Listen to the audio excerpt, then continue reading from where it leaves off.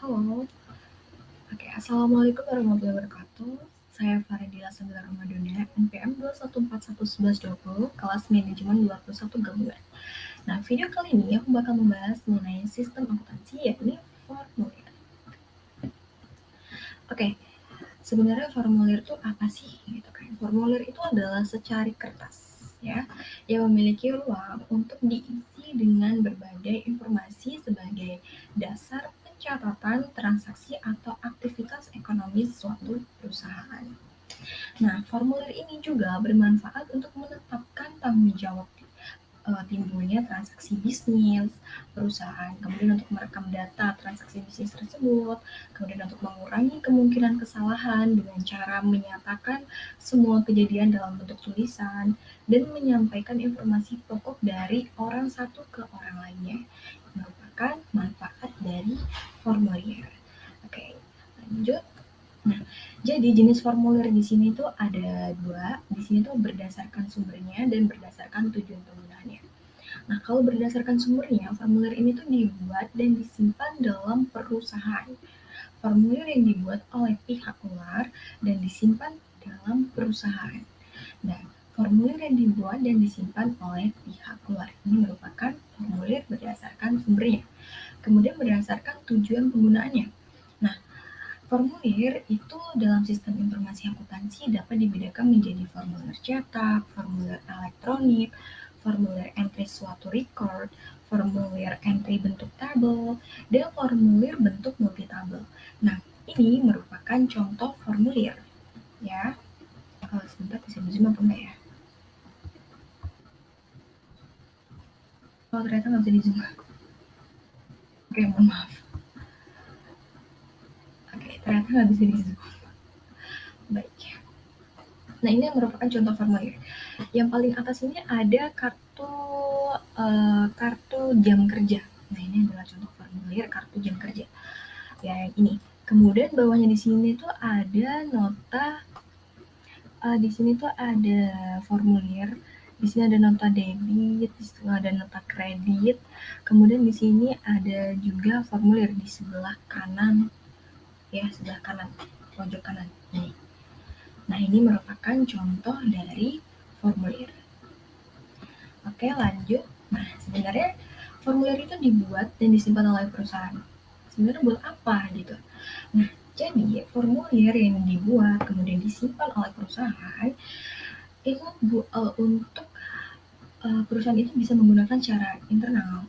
Nah, kemudian disimpan dalam satu perusahaan. Jadi gini, misalnya kan formulir itu udah disimpan nih, kita menyimpan di dalam perusahaan. Jadi perusahaan itu akan menggunakannya secara internal gitu. Kayak perusahaan itu pasti akan butuh suatu waktu gitu. Jadi itu kayak jadiin bahan laporan gitu yang disimpan oleh perusahaan tersebut.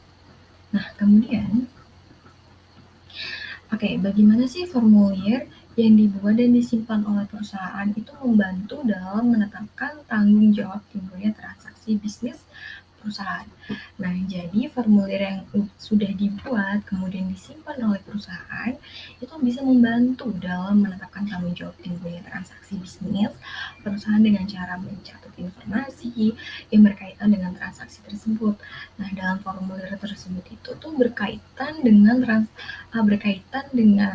informasi mengenai siapa yang melakukan transaksi, kemudian jenis transaksinya tuh apa, kemudian waktunya tuh kapan transaksi tersebut dilakukan, kemudian nilai transaksinya tuh seperti apa gitu.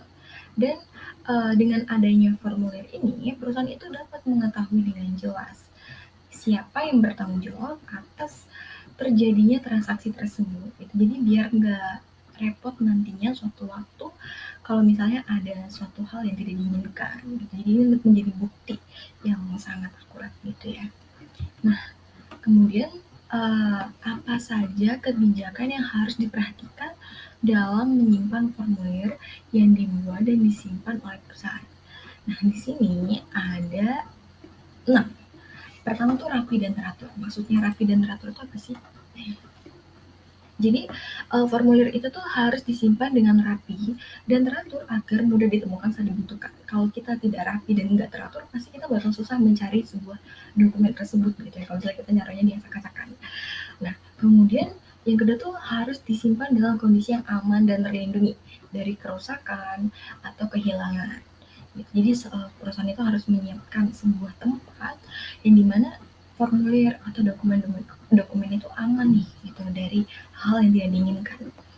Nah, kemudian formulir itu harus disimpan dalam waktu yang cukup lama sesuai dengan kebijakan perusahaan dan peraturan yang berlaku.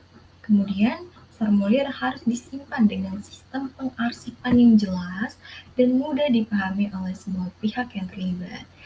Kemudian, formulir harus disimpan dengan sistem backup yang memadai untuk menghindari kehilangan data akibat bencana atau kejadian yang tidak terduga.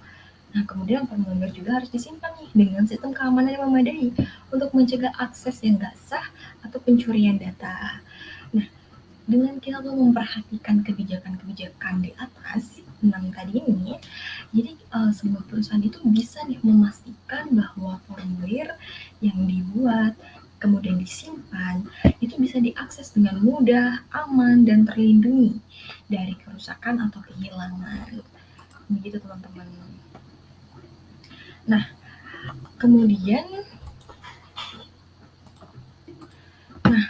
kesimpulan pada materi kali ini ialah jadi formulir itu adalah sistem informasi akuntansi yang memiliki peran penting dalam merekam transaksi atau kejadian yang berhubungan dengan keuangan. Formulir adalah secari kertas yang memiliki ruang untuk diisi dengan berbagai informasi sebagai dasar pencatatan transaksi atau aktivitas ekonomi suatu perusahaan. Nah, formulir dalam perusahaan itu digolongkan menjadi 3 golongan berdasarkan sumbernya, yaitu formulir dapat dibuat dan disimpan dalam perusahaan, formulir yang dibuat oleh pihak luar dan disimpan dalam perusahaan, dan formulir yang dibuat dan disimpan oleh pihak luar. Nah, jenis-jenis formulir dalam sistem informasi akuntansi itu dibedakan menjadi formulir cetak, formulir elektronik, formulir entry suatu record, kemudian formulir entry bentuk tabel, formulir entry multi tabel. Nah, contohnya itu kayak kartu jam kerja, bukti permintaan dan pengeluaran barang, faktur atau invoice, kwitansi, nota atau memo kredit, nota atau memo debit, kemudian bukti pengeluaran atau penerimaan kas, bukti setoran bank, cek atau giro bilet, dan formulir SPT tahunan orang pribadi.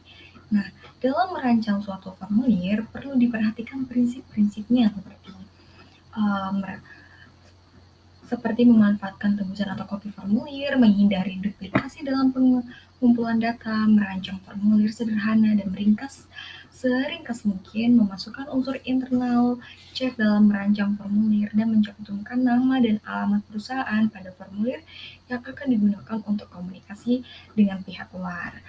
Nah, mencantumkan nama formulir untuk memudahkan identifikasi, memberikan nomor untuk identifikasi formulir, dan mencantumkan nomor garis pada sisi sebelah kiri dalam penyimpanan formulir yang dibuat dan disimpan oleh perusahaan.